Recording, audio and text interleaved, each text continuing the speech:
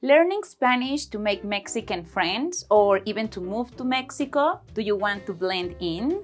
Or do you want to hide, even if it's for a little while, the fact that you are a foreigner? If you follow my advice, you might be able to pull it off. There is really no way to know just by looking at them if someone is Mexican.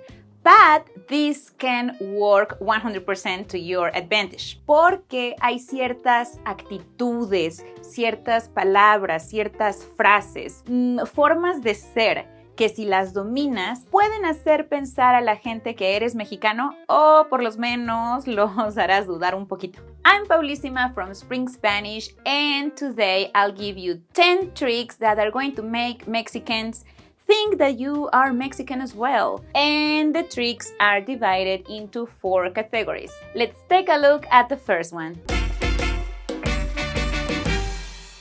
Número 1. Key Mexican expressions. Como la idea es mantener oculto tu estatus de extranjero, te vas a convertir en una persona de pocas palabras. But we're gonna make them count. First, greetings. Just say buenas. Buenas, that's right. It literally means good ones, but it's code for either buenos días or buenas tardes. It's quite informal and a lot of Mexicans use it, so you will blend in right away. To agree with something or with someone, you can say, okay, yep, that's right, but make sure you pronounce it, like you're Mexican. Okay. And to say goodbye, you can either say hasta luego or you can say bye. Yep, that's right. Mexicans use bye as much as they use hasta luego or adios. If you need to say excuse me, just say comper. That's right, comper, not con permiso, which is the full expression, just comper. And if somebody says comper or con permiso to you, then you're going to respond with propio. This old-fashioned and super Mexican expression is gonna help you stay camouflaged. Comper, propio. That's right. Número 2. Eating with tortillas and tacos. Siempre me doy cuenta de que alguien es extranjero por la forma en la que manejan sus tacos. If you were to spend a day as a Mexican, you would definitely include unos taquitos into the mix. Primero, déjame enseñarte cómo usar las tortillas para hacer un taco. Y recuerda que más que un platillo, los tacos son una forma de comer. Nothing will make you look more Mexican than being able to make your own tacos when you are served a dish that comes with tortillas. And this is how you do it.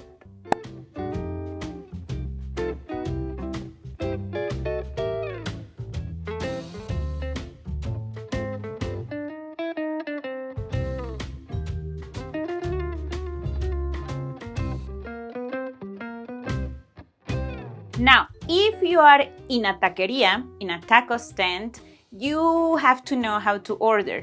Aquí tienes una orden promedio.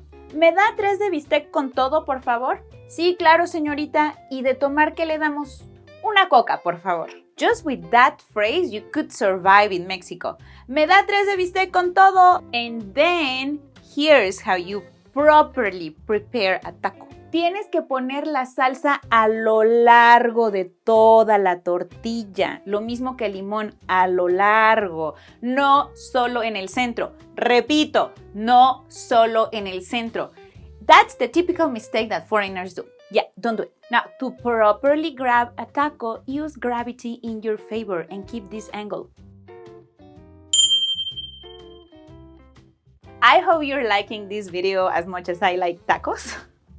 Do subscribe to the Spring Spanish YouTube channel so we can keep creating content that helps you in your journey to learn el lenguaje más bonito del mundo, que es el español, y todo el mundo lo sabe. Número 3. Prioritize comfort over fashion. Tratándose de la moda, yo estoy convencida de que los mexicanos le damos más importancia a estar cómodos que al estilo. Hey, por favor, mexicanos fashionistas, no me odien. I'm not talking about you and your marvelous sense of style. I'm just talking about, the general public. like me. Yo solo he vivido en 2 ciudades de México, en Cancún, mi hermoso pedacito de paraíso, y en la espectacular Ciudad de México, donde vivo ahora. En Cancún, todo el mundo usa lentes de sol. Y aquí en la Ciudad de México, no tanto, aunque el día esté muy soleado. Pero lo que las 2 ciudades tienen en común es que, sin importar el clima, todo el tiempo, todo el mundo usa jeans, pantalones de mezclilla. Y de verdad, sin importar el clima, vas a ver pantalones de mezclilla por todos lados. En Cancún, sandals are almost mandatory by the Constitution. Here in Mexico City, you're better off with closed shoes and whatever feels comfortable.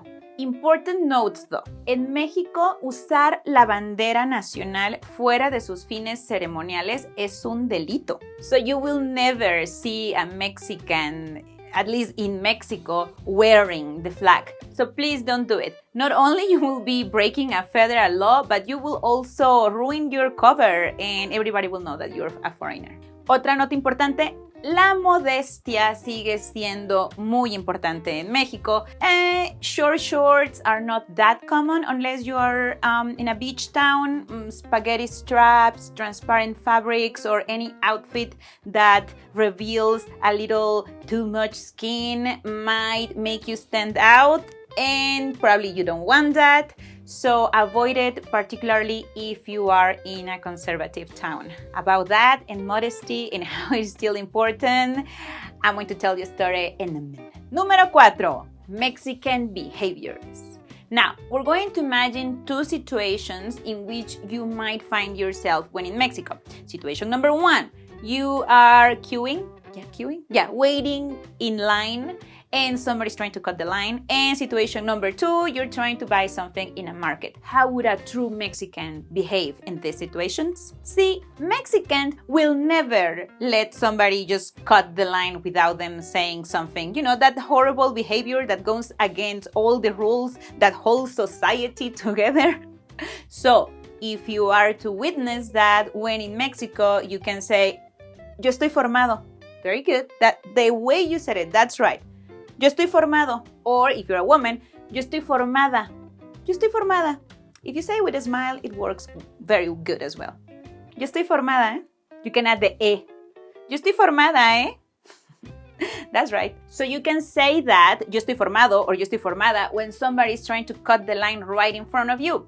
But if they're not cutting right in front of you, but you just seeing it happen like from a distance, you can say this phrase and you can, se cuelan! That will be enough to make the person that is trying to cut the line a little embarrassed, and probably other people will join you and everybody's going to start like, se cuelan, se cuelan. What about the other situation, being in a market? Well, Mexicans will always try to get a better deal. So let's say you're in a market and you want to buy a t-shirt, a potted plant, a handbag, or whatever. You can try this. Disculpe, ¿cuánto cuesta? 80 pesos. ¿Y si me llevo 2? Ok, le doy 2 por 150. Me lo llevo. Now, let's say you bought produce, I don't know, lettuces or tomatoes or whatever you bought. Before the produce is handed to you, tell this to the vendor. ¿Me da el pilón? And say with a smile. ¿Me da el pilón? El pilón, el pilón. I love el pilón. El pilón is that extra little bit that vendors give to their frequent clients or to anyone that asks for it, really, if you ask nicely, you know, to keep them coming. I'm pretty sure that if you ask with a smile and with a bright attitude, you're going to get el pilón. So remember I was telling you the thing about modesty? You're not gonna believe what happened to me. I was walking in my neighborhood and I was wearing this. So, you know, I was like doing my groceries, walking about my neighborhood, and this older lady stands in front of me and says, mira esta, encuerada. Yeah, she called me encuerada. Encuerada, it's like slang for naked. I was not naked.